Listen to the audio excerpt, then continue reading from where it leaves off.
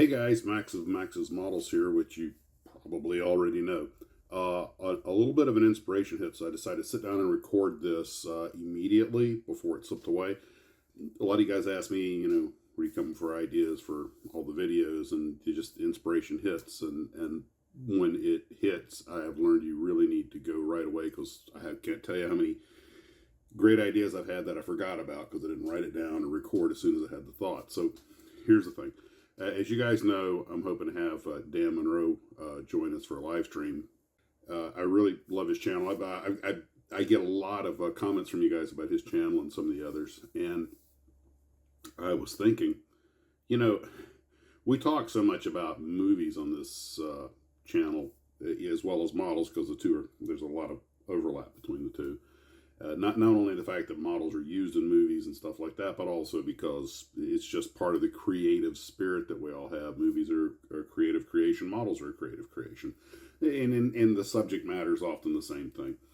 And I was putting together some slides for the live stream tomorrow night, and I came across some old Eastern Bloc. I talked about it yesterday a little bit. I came across some Eastern Bloc movies that had, some pretty good model work in them and good set design.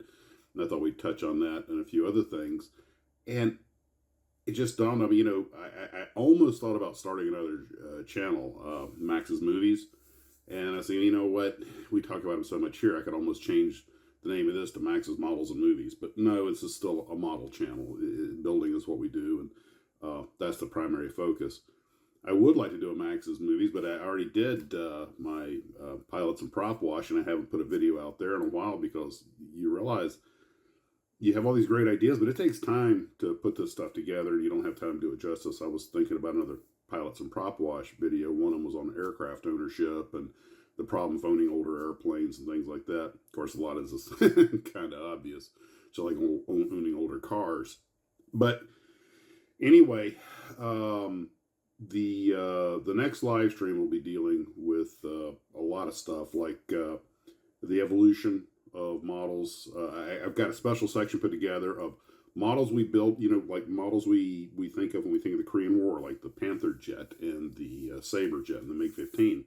But there are a lot of models of kits out there of airplanes that only missed the Korean War by a year or two. Some were actually in service. I believe the Grumman Cougar, the swept wing version of the Panther, basically, was actually in service in 52 and was on its way to the war when the ceasefire was declared. So we're going to talk about models that are almost Korean War models. But the movie thing is that the reason that got me so interested, well, of course, you guys know I love movies, particularly military and sci-fi and history stuff. But I was just thinking that maybe at some point I might start another channel, but this channel will be the primary focus if I do. Or I could just have a segment of this show that's dedicated to movies once in a while, do a movie episode. But I don't know. Maybe I'm sticking too many irons in the fire. I mean,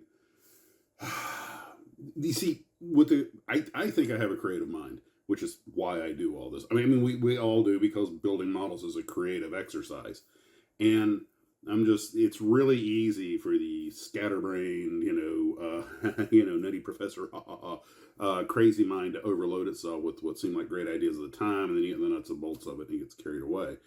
But there are certain movies that I'm always coming back to because there were movies that were influential in my life and in model building. I often talk about War of the Worlds, The Invaders, Godzilla, and of course all the military movies. I was just talking about In Harm's Way yesterday, and I look at these magnificent, huge models that they made, but then when they got on camera, water doesn't scale, so there's no bow wake. You see these models. It's just obvious they're models, even though they're really good models. Yesterday I called them bathtub toys. That's being a little harsh, but you get what I'm saying. It can't take you out of the movie, and then it was Mark Tyler was telling me, when he was involved in making miniatures in Hollywood, he still has immense miniatures, which are some of the greatest miniature figurines I've seen. And, he said a lot of times when the artists would build these Hollywood models, they would start detailing them too much. And sometimes it's better just to let them go than try and stop them. I'm thinking Harm's Way is one of those movies where maybe they should have let him go. I don't know. It's really hard for me to put my finger on it. I hate to use the word bland, but with the lighting and the lack of scale in the water, even though the explosions look really good, and also when they have some of the explosion scenes, you see big chunks come off. We all know that when you stick a firecracker in a model, it tends to blow up where the seams are at, and the big pieces fly off, like the fuselage is split in half. That's just not why an airplane comes apart.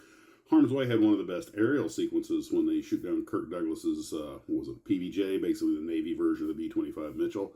And it's really, the effects and everything are great, except that the wing comes off completely clean. You know, there's no formers or spar pieces or anything out there. It's just not the way they come apart. Now, I realize it's a 3-second shot, and I think it's really well done, but to people like us who build models, we see those things. And although still, I'd take that over CGI. So anyway, that was just kind of what popped in my head. And I realize this is bordering on the incoherent because this is totally a stream of consciousness thing. So we'll see. Maybe I'll start doing something with movies at some point. And because we don't do enough of that here as it is. As I speak, as I go to work on my Arizona, which, of course, when I go to work on the Arizona, I don't only think of the real ship, but I think of the movie Tora Tora Tora. And I still have that C-57D that's going to need some attention.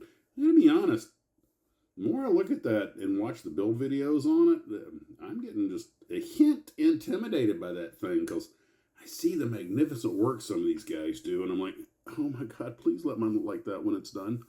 And I also have a movie plan for when I get all the flying saucers finished. So that's just, you see what I mean? Too many ideas. The brain is just churn. And so, okay, I've ranted enough. That's all I had to say. I'll talk to you guys later. Live stream tomorrow night, 7 p.m. East Coast time. And I believe that's 2300 Zulu. I believe that's 4 p.m. Pacific time. Guys, take care of yourselves. Hope you're having a great day. And as always, model on.